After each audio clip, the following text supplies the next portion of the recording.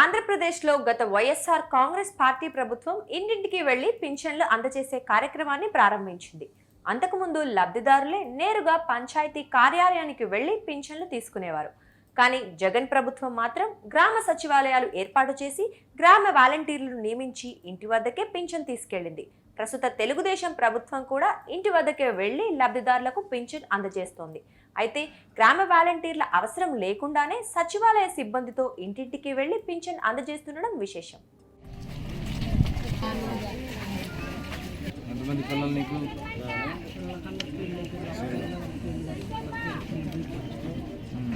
Pension ఎంత వచ్చేది?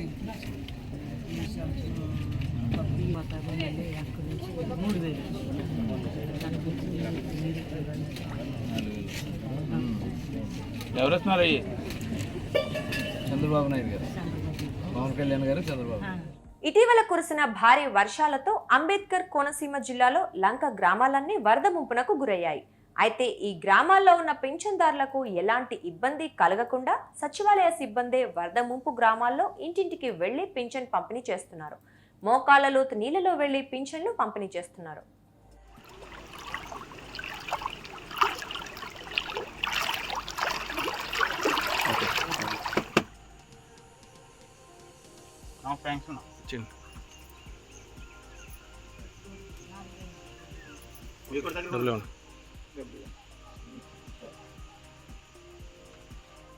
P Gannavaram మండలం శివాయి లంకలో లబ్ధిదారులకు సచివాలయ సిబ్బంది గురువారం పింఛన్ పంపిణీ చేశారు.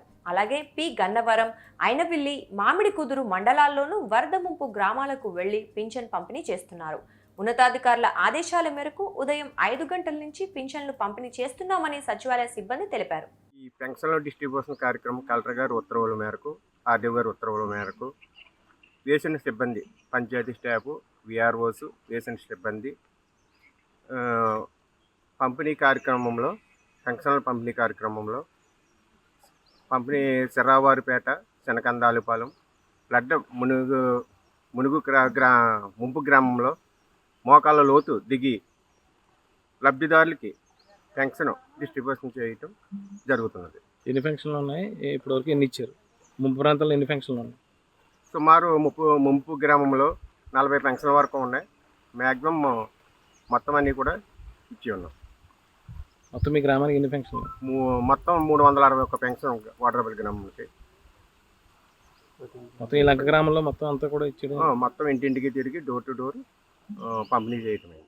ఎన్నికల సమయంలో గ్రామ వాలంటీర్ వ్యవస్థ వివాదాస్పదమైన సంగతి తెలిసిందే. ఎన్నికల కోడ్ అమల్లో ఉన్నప్పుడు వాలంటీర్లతో పింఛన్లు పంపిణీ చేయనివ్వొద్దని, ఓటర్లను వారు మభ్యపెట్టే అవకాశం ఉందని కేంద్ర ఎన్నికల సంఘానికి ఫిర్యాదులు అందాయి.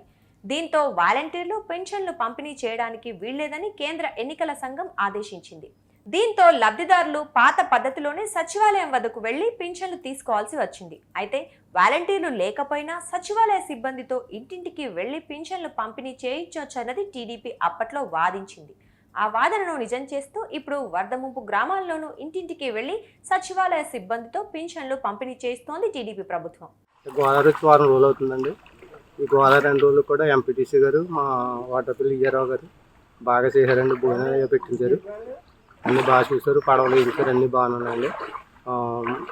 పొద్దుట 5 గంటలకు వచ్చి పెన్షన్ కూడా ఇచ్చారండి. పంచాయతీ సిబ్బంది, సచివాలయం సిబ్బంది కూడా మంచి బాగా సేవ చేశారండి. మాకు అన్నీ బాగానే చూశారండి. కాదంటే ఇంకా ఎగసాయాలు ఉన్నాయండి, అవి కొంత పోనీ మరి ఏం చేస్తారో. పవన్ కళ్యాణ్ గారు, చంద్రబాబు నాయుడు గారు దానికోసం మమ్మల్ని చూడాలండి. ఎగసాయాలు అయితే సార్ చేత దెబ్బతిన్నాయి సార్. 4 ఏళ్ళు ఇచ్చారండి.